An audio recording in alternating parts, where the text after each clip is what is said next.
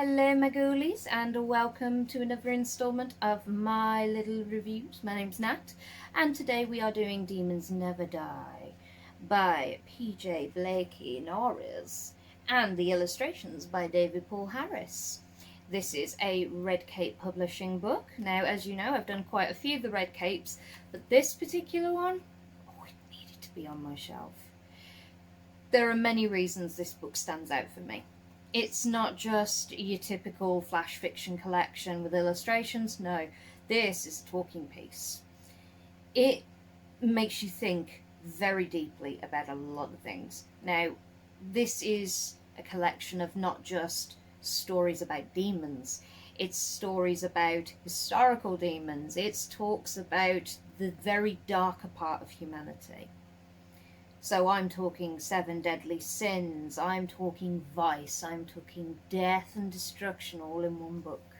Now, when you first start the book, instantly you get your dedications.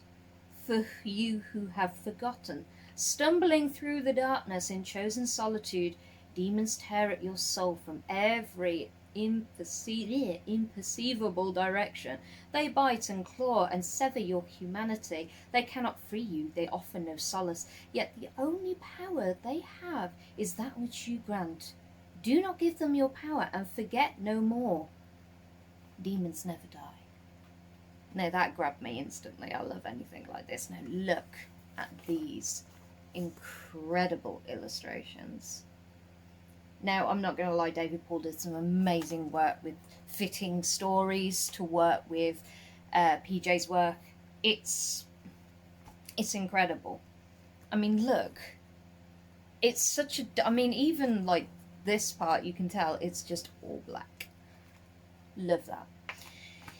Now, what for me stuck out was these weren't your typical demon stories. Each one can be perceived in a very different light. Some of them for me were about sleep paralysis. Some of them for me were about inner demons, fighting depression, fighting mental health problems. So the demons themselves represented something very dark within humanity. So it's not just your typical, ooh, demon, look, this is a demon of this is a demon of that. This is however you perceive the demon. I like that. Historical demons is almost like a note that you wish to write to these monsters. Now I'm talking Adolf Hitler, Osama bin Laden, Elizabeth Bathory. I mean, there's some historical monsters I had no idea existed. It made me go on Google and go, okay, what the hell's this? I mean, there are some in here that I had no idea about. Amelia Dyer, for example. She's a woman I had no idea about. I had to Google. But reading that and then getting the information that I got about her made me realise why she deserved to be in this book. She was a monster. Now, creatures, obviously, it covers various different dark entities.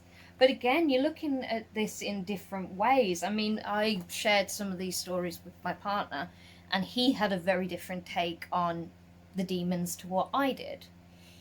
When you get to the darker part of this book, and I mean dark, we are talking vice, we are talking greed, gluttony, envy, we are talking the 7 deadly sins.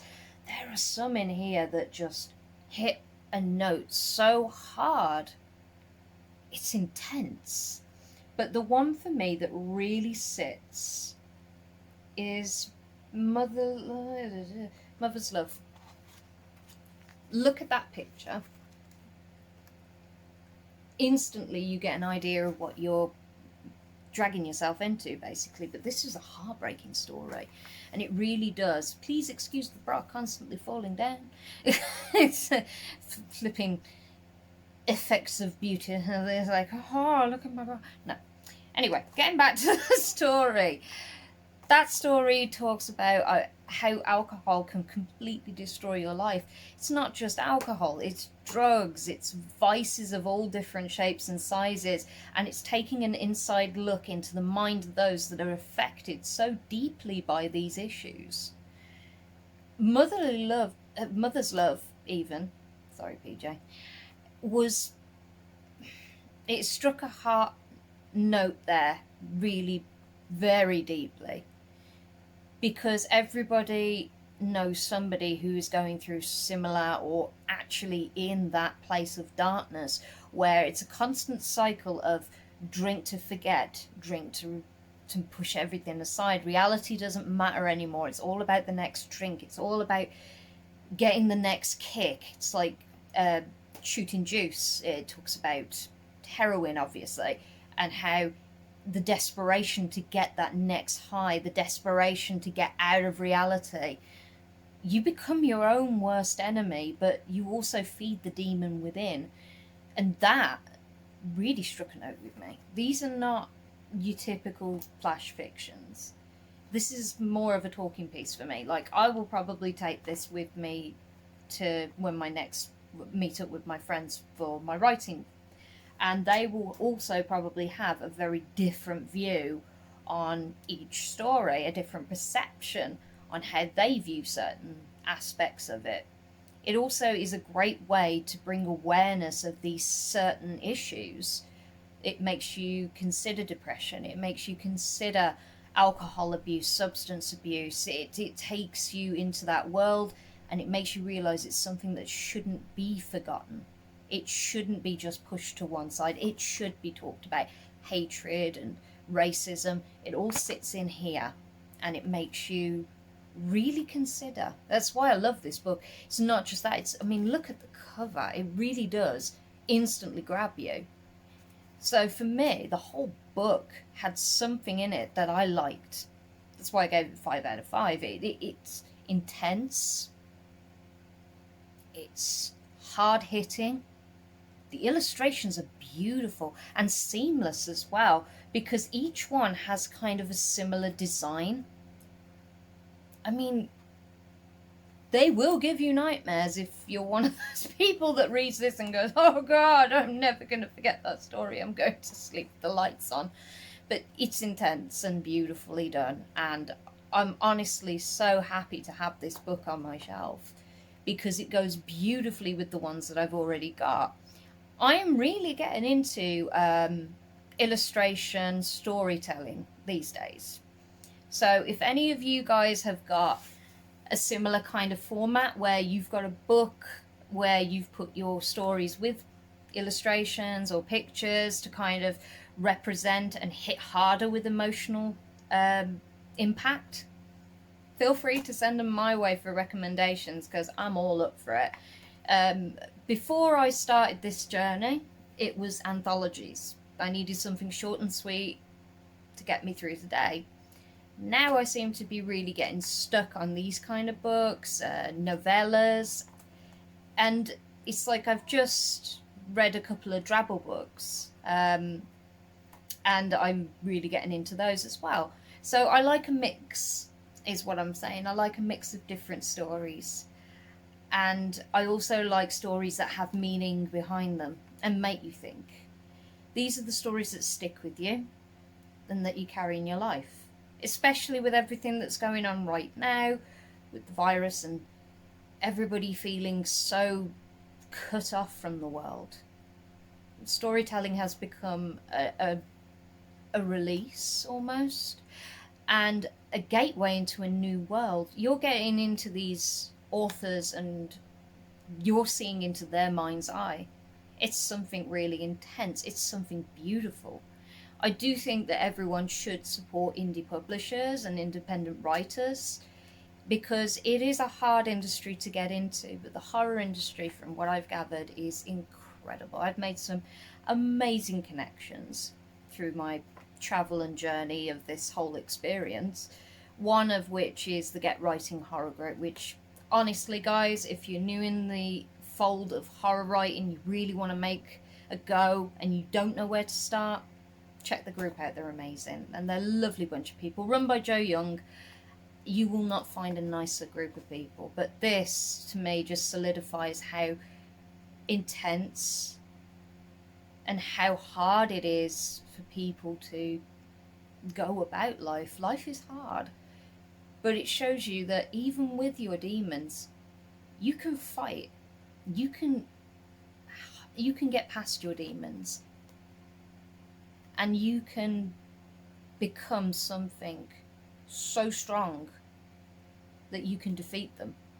And this book is just, oh, it's so intense. I loved it. So there was no way I wasn't going to get a paperback copy to go on the shelf with my other books. And of course, Creepy Bunny looks extra creepy in the lovely candlelight, so he's now become my mascot. As you can see, I like my dark horror. I like my dark books. I mean, I've got Doug Bradley's Sacred Monsters on my shelf at the moment. I've yet to read, but that goes along with the other pile of books that I've got to read. But this one, oh, honestly guys, if you get a chance, it's available on Kindle, it's available as a paperback like this on Amazon. You won't be disappointed. It's a book for everyone. If you don't like some stories, there will be some that stick with you. I learned a lot through this book, and I definitely think it is worth giving it a try. Plus, like I said, the illustration, the detail, I mean, David must have spent hours making these beautiful selections of stories. I mean, the one that really kind of trapped me, that is so amazingly detailed, is Mary Shelley's Frankenstein. I mean, look. You see Frankenstein in so many different illustrations, but I've never seen it this way. And this one is just, oh, it's gorgeous. This is the thing, guys. This is a book that will, like I say, get you thinking. It'll get you as a talking piece as well. It's not just for you. It can be for, you know, other writers as well. Because it makes you believe that you are not alone. Everyone has darkness and demons that they're fighting every day. Not everybody knows what battle we are internally fighting. But this gives you a pretty good understanding. So guys, as I've said, check it out. Really good book.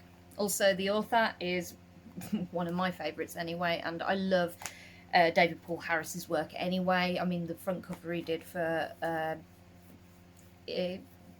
one of the other Red Cape publishing books is also on one of my reviews as well. So he's definitely an artist to check out as well. So guys, that's all from me. Thank you so much for listening to me waffle yet again. I feel for you all. If you're still here, thank you. I appreciate your patience.